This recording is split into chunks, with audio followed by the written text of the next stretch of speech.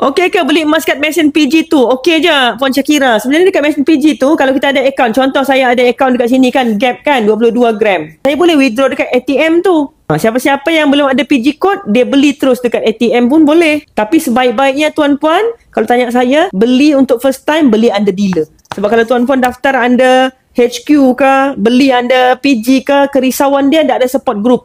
Tu kerisauan dia lah, saya cakap jujur. Sebab biasanya orang yang daftar, contoh macam kita beli emas kedai emas lah, bila tak ada follow up, tak ada orang ajar, tak ada orang educate, akhirnya kita lepas tahun pun mungkin tak beli emas. Tapi penyimpan emas under Empire saya kan, memang diorang simpan emas konsisten. Alhamdulillah banyak yang simpan emas konsisten, akhirnya grab emas bertambah.